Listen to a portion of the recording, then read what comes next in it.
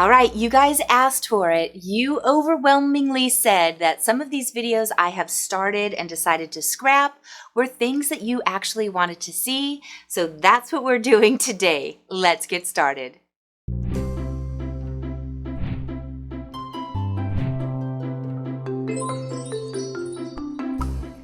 Not this January, but the January before, January 2021, I rent a home and my landlord came in and said, I'm going to paint the kitchen for you. And I was so excited because we've lived here for several years. I decided I was going to go ahead and do some other small modifications to just freshen up my kitchen. And I was so excited to share with you guys what I was doing.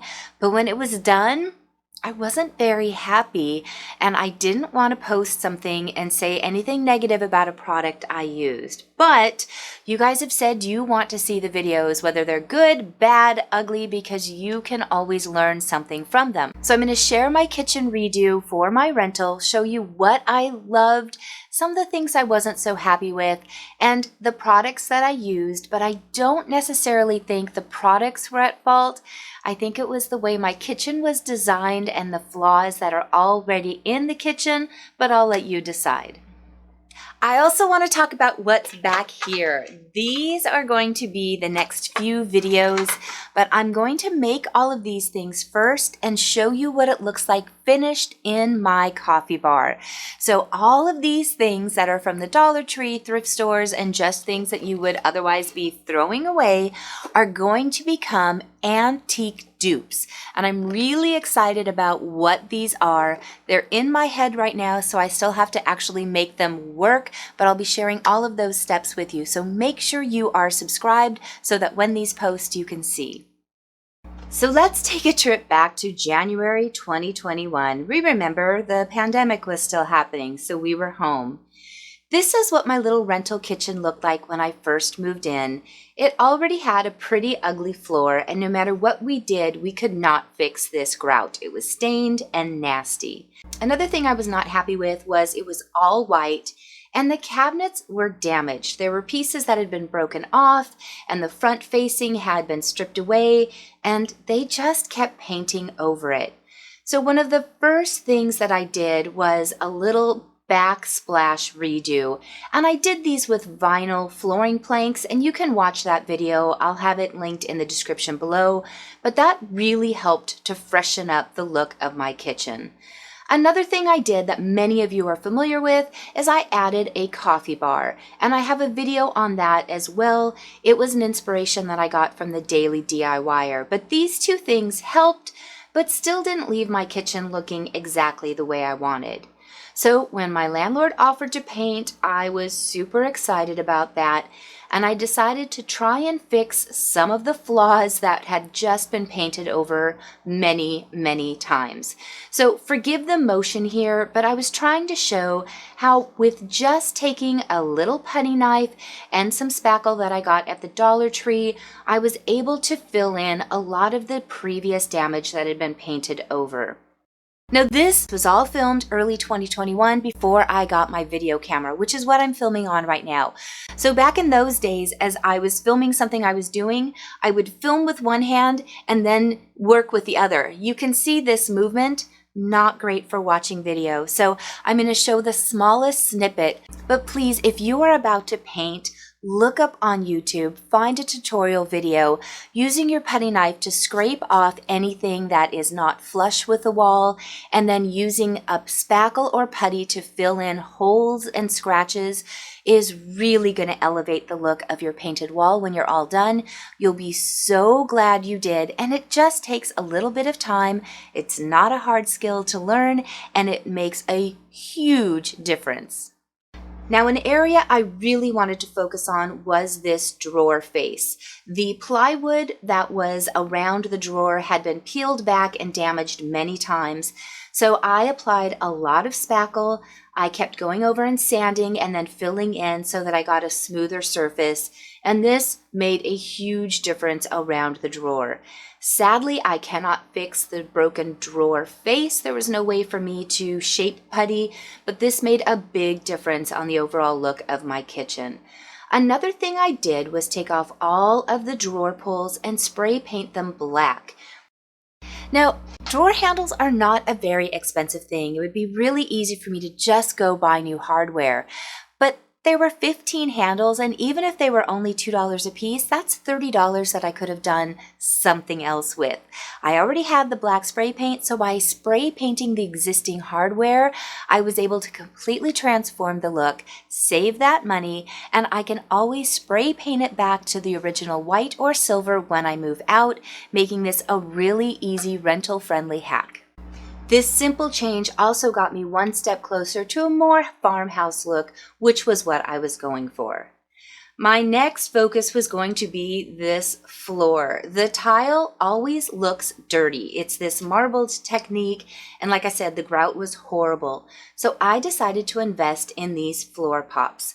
I've seen lots of people do these. It's very simple. You just start putting down one tile at a time. There's a lot of prep work that goes in to make sure the floor is very clean, and you do want to make sure you're starting with a very straight line, but one little tile at a time. We just kept going all the way around the floor. I moved the cabinet out of the way, I moved the refrigerator out of the way, but I noticed some spots were popping up. So I had to keep weighing them down, and then I had to start using adhesive to try and get it to stay down, which was kind of frustrating to me. I also noticed that we had a tiled area that goes up on the wall, so I wanted to start cutting them and making sure that it also went up around the base of the floor, and this helped tie it in together. Now, from a distance, I think it looks great. I'm actually very happy with the overall aesthetic of it. I like the pattern. I like that it's gray and white. Now, my overall problem with this is not the look of it or the ease of installation. Both of those things get complete thumbs up for me. My issue with these were our floor was not level to begin with. When they put the tiles down, they did not take time to make sure that the tiles were flush and level. So some tiles are a little bit higher than others. Some tiles were actually at an angle or cattywampus. So when I'm trying to put these floor pops down, corners are not elevated. With the floor pops specifically, the patterns are not exact. I don't know how, I don't know why, which means that as you're trying to connect the pattern, the floor of the design don't always line up. So I'm having to go through multiple tiles to find one, because otherwise the corner of the design is off center, or the corners are completely, you know how there's a point here and a point here and they should kind of kiss together. They're not. This kiss is up here and this kiss is down here. And for somebody who is a little OCD, that was driving me bonkers. So I had a whole extra box of floor tiles that did not line up that I was setting to the side. They were misprinted. I don't know. And I'd heard other people talk about this, and it was a frustration they also had. So if you're one of those people who really likes to see things specifically lined up, if that type of thing would catch your attention that a design wasn't exact, be aware, because I had heard this from other people who used these, and I found it extremely frustrating. And if you're doing a large project, you're going to want to have a couple of extra boxes on hand just so you can find those that are printed correctly. At $13 to $15 a pop for a box, that will start to add up pretty quickly if you're doing a large space. So that's something to take into account. So overall, I'm happy with the look of this. I think if I'd had a very flat floor, this would have been a great solution. So if you're working in a basement where you have poured concrete, or if you're taking it down to a subfloor, I think this is great. But because I have tile, it was very problematic. And the care going forward has been a nightmare because the grooves catch dirt, so I'm having to go in with a toothbrush around every square to clean them. And I have had one corner that kept getting kicked because it was in the main traffic area. And because it kept getting kicked, the printing on it has lifted up and broken off. Now for these corners that have lifted up, I have tried numerous things. I'm a renter, so initially I was going renter friendly for my adhesive. I eventually re-cleaned the corner of the floor with rubbing alcohol and used E6000 with a 10-pound weight on top of it. I let it sit for 24 hours and it still lifts up. So is it the floor pop? Is it the floor? I don't know, but that's one of the reasons I never posted this video is I wasn't happy with the end result. So let me know in the comments if you have used these floor tiles. Did you have these same issues? I am guessing it's because my floor underneath those tiles were not level enough, so it wasn't the proper subfloor to be applying these to. But as a renter, I don't have the option of digging up these tiles. I think if I had done it again, I ended up spending just over $100 for all of the boxes of floor tiles. I think I would rather have gone to Lowe's or Home Depot and just bought vinyl flooring and put it down. But here's the original kitchen, just plain white with that ugly flooring. And doing these small changes really did transform it more into the country kitchen that I wanted.